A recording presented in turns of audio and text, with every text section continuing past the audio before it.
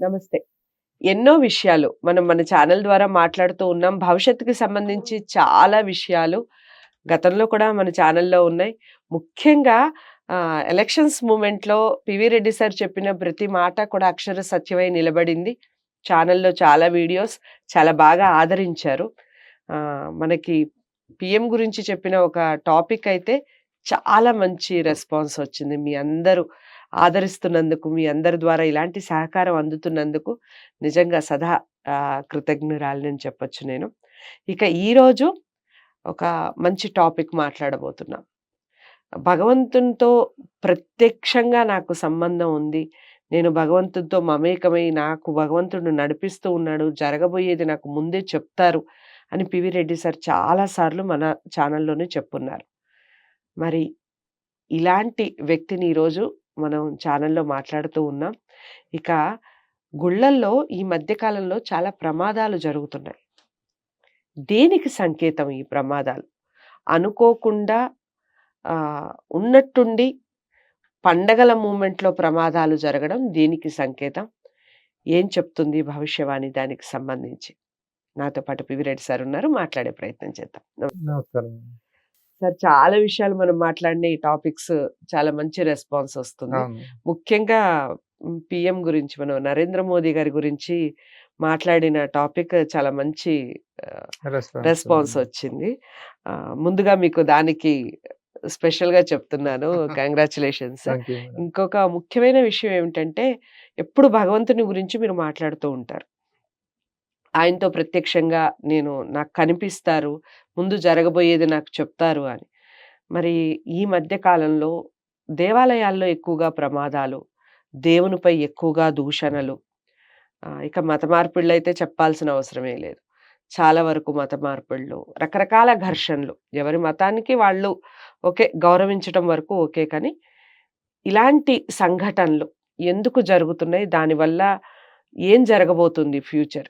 ఇలాంటి ముఖ్యంగా మొన్న వైకుంఠ ఏకాదశి నాడు జరిగిన ప్రమాదం అయితే చాలా బాధాకరం అలాంటివి. ఎందుకు జరుగుతున్నాయి ఇలాంటివి? సో, చాలా మంచి క్వెషన్ మేడం. నా దివ్య దృష్టికి చాలా థాంక్స్. ప్రేక్షకులకు, మేధావులకు నమస్కరించి చెప్తున్నా మేడం. మానవుని ఇప్పుడు కొద్ది రోజుల్లో అంటే మనము గడిచిన కొద్ది రోజుల్లో తిరుపతిలో జరిగిన సంఘటన మనం చూసుకుంటే అలానే మనం గతంలో గూడా ఎన్నో దేవాలయాలు మనం ఇండియాలోనే ఎన్నో దేవాలయాల్లో మనము దర్శనం చేసుకొని తిరుగు ప్రయాణంలో మాత్రం చాలామంది గిట్లనే యాక్సిడెంట్‌లో మరణించడం జరుగుతుంది. మీరన్నట్లుగా సంవత్సరానికి కొన్ని వందల మంది గూడా అది దైవ మార్గంలో పోయి, భక్తి మార్గంలో పోయి, ఒక భగవంతుని సన్నిధానంలోకి పోయి సంపూర్ణంగా వాళ్ళు దీక్షలు జేసి నిరంతరము పూజలు, జపాలు చేస్తూ దైవ గుడికి పోయి, దేవుని గుడి దగ్గరికి పోయి వాళ్ళు సంపూర్ణంగా ఆ దైవానుగ్రహం వాళ్ళ ఆత్మతృప్తి, మనస్సు తృప్తిగా వాళ్ళు సంపూర్ణంగా దైవానుగ్రహం పొంది రిటర్న్ దారిలో మరణాలు సంభవించడం జరుగుతుంది. సో, ఇది మానవుని దృష్టిలో ఆలోచన చేస్తే ఇది మనము ఈ జన్మించిన మానవుని జన్మకు అది తీరని లోటుగా భావించవచ్చు. సో, నా దివ్య దృష్టితో మాత్రం చెప్తున్నా మేడం. ఇది రెండో కోణంలో భగవంతుడు ఉన్నాడు. ప్రతి ఈ ఈ భూమిపై జన్మించిన ప్రతి ప్రాణజీవి మనుగడకు, జన్మకు ప్రతిది కూడా ఆ దైవానుగ్రహమే అని నేను భావిస్తూ చెప్తున్నా మేడం. ఇప్పుడు తిరుపతిలో జరిగిన సంఘటన గురించి జనన మరణం మానవుని చేతుల్లో లేదు మేడం. జనన మరణం మానవుని చేతుల్లో లేదు. జన్మ జన్మకు ఒక కారణం ఉంది. మరణానికి ఒక కారణం ఉంది. ఇది నేను నా దివ్య దృష్టితో, దైవ దృష్టితో చెప్పడం జరుగుతుంది. ఈ తిరుపతిలో జరిగిన సంఘటన వాళ్ళ జన్మ కర్మలో రాసి ఉంది, అక్కడ అమలైంది తప్ప అది ఒక సాటి మానవునిగా ఆలోచన చేస్తే చాలా నిజంగా చెప్పాలంటే బాధాకరమైన విషయం నేను భావిస్తున్నా మేడం. సో, నేను ఒకటే చెప్తున్నా, కర్మ సిద్ధాంతానికి పోతే ఆడ ఎవ్వరు కూడా ఆపలేరు ఆ సంఘటన. ఇప్పుడు జన్మించిన ప్రతి ప్రాణజీవి ఏనాడైనా మరణించక తప్పదు. మనిషి ఇప్పుడు మనం ఎగ్జాంపుల్‌గా మరణానికి ఒక కారణం ఉంటది. అందరూ చివరి దశల్లో మరణించాలన్నది లేదు యాక్చువల్‌గా జన్మించిన ప్రతి ప్రాణజీవికి. ఆ భగవంతుడు నిర్మించిన ఆహ్, కర్మానుసారము అక్కడ జరిగిన సంఘటన ఆ భగవంతుని దృష్టిలో అది దైవ సన్నిధిలో ఏడుకొండల తిరుపతి వెంకటేశ్వర స్వామి దైవ సన్నిధిలో వాళ్ళు మొత్తము స్వర్గస్థులైనారంటే ఇది పక్కా 100% ఇది వాళ్ళు మరో జన్మలో ఆ భగవంతుడు సన్నిధానంలోకే వాళ్ళు జన్మస్థానానికి పోయినట్టు నేను భావిస్తున్నా. ఆ మరణం అనేది అంటే కర్మ సిద్ధాంతానికి పోతే మరణము భగవంతుడు ఫిక్స్ చేసింది మానవుడు మార్చలేడు. మానవుడు ఫిక్స్ చేసింది భగవంతుడు మారుస్తాడు కానీ భగవంతుడు ఫిక్స్ చేసిన దాన్ని మానవుడు ఎన్ని జన్మలు ఎత్తినా ఎందరు మంది అడ్డొచ్చినా ఒక ప్రాణిజీవిని 1,000,000 మంది 1,000 మంది డాక్టర్లు వచ్చినా ఆపలేరు మేడం. అయితే ఇక్కడ ఒక విషయం సరే ఏంటంటే ఈ మానవుణ్ణి కూడా సృష్టించింది ఈ జన్మకి కూడా కారణం భగవంతుడే కదా. ఎందుకు మానవుడితో ఇలాంటి తప్పిదాలు చేపిస్తున్నాడు? అయితే మానవుని జన్మ కర్మ ఇది కలియుగ ధర్మం. ఇప్పుడు ఒక సినిమా జీవితంలో ఎగ్జాంపుల్గా మనం తీసుకుంటే ఒక సినిమా నట జీవితంలో తీసుకుంటే ప్రారంభం నుంచి ఎండింగ్ వరకు మధ్యన ఎన్నో అవరోధాలు ఎదురైతా ఉంటాయి. అందులో రక్షించే వాళ్ళు ఉంటారు, శిక్షించే వాళ్ళు ఉంటారు. వాళ్ళు పతనమయ్యే పరిస్థితులు కూడా చివరి దశలో ఉండదు. చివరి దశలో ఇప్పుడు విలన్స్ అనేది మధ్యలోనే వాళ్ళు అంతమైపోవడం జరుగుతుంది. ఇప్పుడు మన మానవుని జన్మ రహస్యం కూడా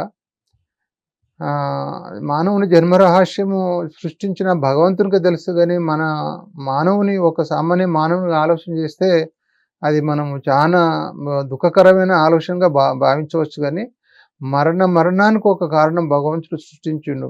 అది ఎలా మరణిస్తాడు ఏందన్నది సృష్టికర్తకే అది జన్మించక ముందే నిర్ణయించబడింది. జన్మించిన తర్వాత తూచా తప్పకుండా అమలు చేయబడుతుంది. ఇవి దైవకర్మ సిద్ధాంతం ప్రకారంగా నేను జన్మకర్మ సిద్ధాంతం ప్రకారంగా చెప్తున్నా.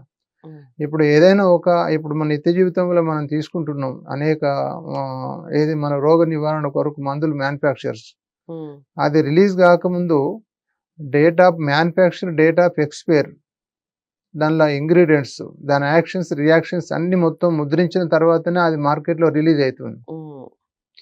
మార్కెట్లో రిలీజ్ అయిన తర్వాత ఎక్స్పైర్ డేట్ రాయడు కదా. మానవుని జన్మ కూడా అంతే. మానవుడు జన్మించక ముందే ఎప్పుడు జన్మిస్తాడు, ఎలా జన్మిస్తాడు, మధ్యన కర్మలు కూడా బంధించబడతాయి, నిర్మించబడతాయి. ఇప్పుడు మీరు చూడండి ఎందరో మంది మహానుభావులు అపరిమిత మేధావుల పిల్లలు కూడా ఆజ్ఞాలుగా జన్మిస్తారు. చాలా మంది చాలా ఆజ్ఞానవంతులు కూడా ప్రపంచంలో ఎనలేని విజ్ఞానవంతులు జన్మిస్తున్నారు. కారణం ఏంటంటే ఇది ఆ భగవంతుని సృష్టి జన్మకర్మలకు లోబడి మనం జన్మిస్తున్నాం, మరణిస్తున్నాం తప్ప యాక్చువల్గా ఏంటంటే ఆత్మకు మరణం లేదు. మరణిస్తుంది ఏంటిది దేహం మాత్రమే.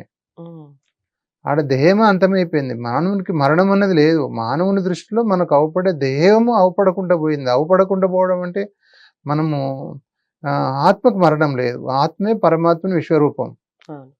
ఇప్పుడు నేను గతంలో కూడా చెప్పాను, మానవుడు ఆత్మ ఆ భగవంతుని విశ్వరూపం అన్నట్టు. భగవంతుని దృష్టిలో మరణం అనేది ఏం లేదు. మానవుని దృష్టిలో మనం జన్మిస్తున్నాం, మరణిస్తున్నామని మనం బాధపడుతున్నాం తప్ప ఈ సృష్టి జన్మకర్మలు భగవంతుని అద్భుత రహస్యాలు ఈ అందరికీ అర్థమైతే మరణం కూడా ఒక మరో జననం లాంటిదే. మరణం కూడా మరొక జన్మ లాంటిదే అది కూడా. కాబట్టి దైవ సన్నిధిలో భగవంతుని దగ్గర పోయేటప్పుడు మరి ఆ భగవంతుడు తప్పనిసరి మరి వాళ్ళని కాపాడాలి కదా, రక్షించాలి కదా. మరి ఎందుకు మరణించినాడు, కారణం ఏంటి? అయితే మానవుడు లోపం కావచ్చు, భగవంతుడైనా రక్షించాలి కదా. ఆడ ఎందుకు రక్షించలే?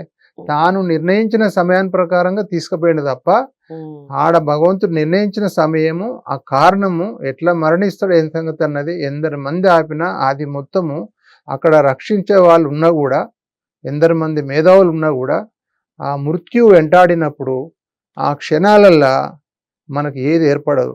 ఆ సమయం మొత్తం జరిగిపోతా ఉంటది క్షణాలలో. ఉమ్, అది ఎవరు ఊహించరాని సంఘటన. ఉమ్, ఉమ్, అది ఎవరు ఊహించలే. ఊహించితే వాళ్ళు ఎందుకు సడన్‌గా అది రిలీజ్ చేస్తారు? అట్లా రిలీజ్ ఉమ్, చేయరు కదా ఉమ్, మేడం. అట్లా వాళ్ళు గూడా అట్లా మరి తొక్కిసలాట పోతామన్నది వాళ్ళు గూడా అక్కడ దర్శనానికి పోరు. ఇప్పుడు ఉమ్, మీరు చూడండి, తిరుపతికి పోయిన వాళ్ళకే భగవంతుడు ప్రత్యక్షమై వాళ్ళకు కోరుకున్నయి అమలయితున్నాయా? ఉమ్. లేదు. నువ్వు ఎక్కడ గుళ్ళకి పోకున్నా గూడా నువ్వు ఇంట్లో ఉండి గూడా తిరుపతిలోకి పోయిన వాళ్ళకన్నా ఎక్కువ మనం దాన్ని భగవంతుని అనుగ్రహం పొందొచ్చు. రైట్. ఆ భగవంతుడు నిర్మించిన కాలచక్రములో, భగవంతుడు సృష్టించిన కాలచక్రములో ఆ కర్మ అనుభవించక తప్పదు గాబట్టి, ఆ భగవంతుడు వాళ్ళకు అది ఆలోచన కల్పించిండు. పోయిండు. వాళ్ళక్కడ మరణించిర్రు తప్ప, అది ఏ మానవుని కోణము, ఏ మానవుని అంటే ఇప్పుడు మనం నిత్య జీవితం మనం ఇప్పుడు పరిపాలన పొలిటికల్‌గా ఆలోచన చేస్తే రూలింగ్‌లో ఉన్న వాళ్ళకు అది సహజ ధర్మం. వాళ్ళ ఈ రూలింగ్ లో ఉన్న వాళ్ళ గురించి కూడా మళ్ళీ మాట్లాడదాం సార్ తప్పకుండా. ఈ కర్మ సిద్ధాంతం గురించి, కర్మకి సంబంధించి జనన మరణాలు ఏ విధంగా ఉంటాయని గతంలో కూడా ఒక వీడియో చేసున్నాం ఆల్రెడీ. కర్మ సిద్ధాంతం గురించి మాట్లాడినప్పుడు. ఇక ఈ మధ్య కాలంలో ఇలాంటి ప్రమాదాలు ఎందుకు జరుగుతున్నాయి? దాని వెనకాల దాగి ఉన్న అంతరార్థం ఏమిటి? ఈ విషయాలన్నీ కూడా ఈ వీడియో ద్వారా తెలుసుకున్నాం. తప్పకుండా అందరికీ షేర్ చేయండి. వీడియోని లైక్ చేసి ఛానల్‌ని సబ్స్క్రైబ్ చేసుకోండి. కాకపోతే మరి ఇలాంటి కర్మ ఎందుకు పొలిటికల్ లీడర్స్ మీద అమాంతం పడిపోతూ ఉంది? కారణం ఏమిటి? నెక్స్ట్ వీడియోలో తెలుసుకుందాం. నమస్తే.